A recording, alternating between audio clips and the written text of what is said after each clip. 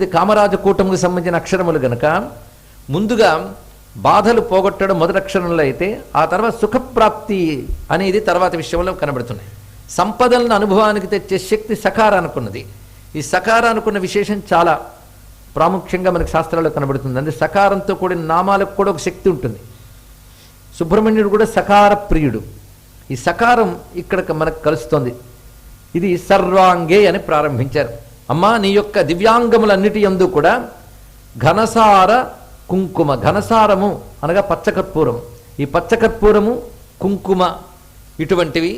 ఇక ఘన శ్రీగంధ పంకాంకితం, శ్రీగంధం అంటే మంగళకరమైనటువంటి గంధము అని ఒక అర్థం చెప్పారు. ఇంకొకటి శ్రీగంధం అంటే శ్రీ అంటే మారేడు చెట్టు, శ్రీగంధం అంటే మారేడు చెక్కతో తీసినటువంటి గంధం. ఇది కూడా శివునికి శక్తికి అత్యంత ప్రీతిపాత్రము అని శ్రీగంధానికి ఈ విధమైన నిర్వచనం కూడా ఒకటి ఉన్నది. మారేడు చెక్కతో తీసిన గంధం నాకు అత్యంత ప్రీతిపాత్రమని శివపురాణంలో శివుడు చెప్పడం కనబడుతుంది మనకి ఇక్కడ. ఎందుకంటే మారేడు ఏ రూపంలో ఉన్నప్పటికీ శ్రేష్టం. అమ్మవారికి కూడా బిల్వము దళములతో అర్చన, ఒకటి బిల్వ మూలమునందు అర్చన చెప్పారు.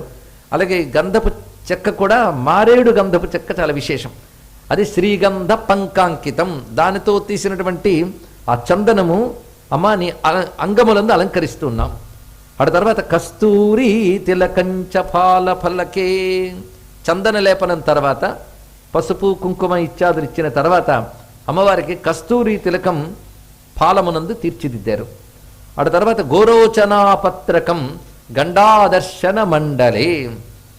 గోరోచనాపత్రకము అంటే గోరోజనము మొదలైన వాటితో ఒక ముద్ద చేసి వాటితో అలంకారాలు చేస్తారండి. ఎక్కడ చేస్తారంటే గండాదర్శన మండలే, ఆ కపోలాలు ఎందు చేస్తారు.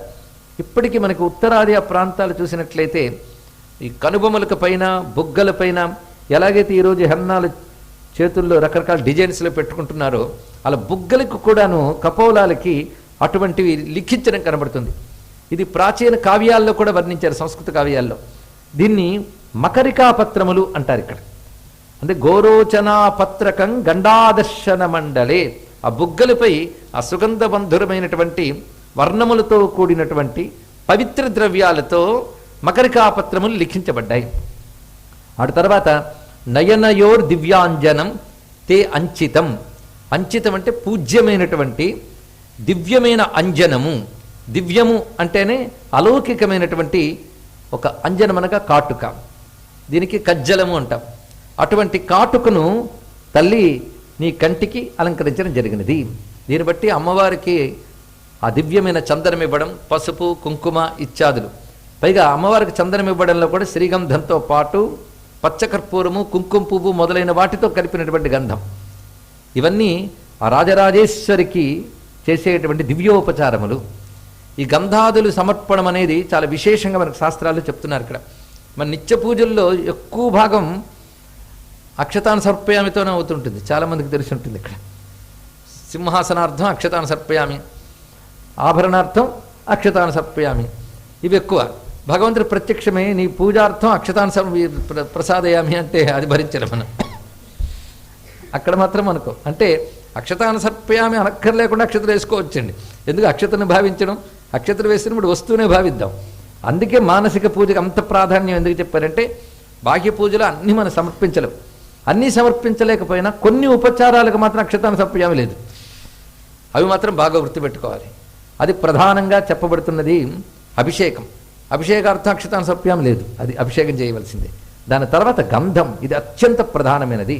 అందుకే పంచ ఉపచారములు అనేటువంటివి 64 ఉపచారాలు చేత కాకపోతే 16 అయినా చేయు, 16 చేత కాకపోతే పంచోపచారాలు అన్నప్పుడు మొట్టమొదట గంధం.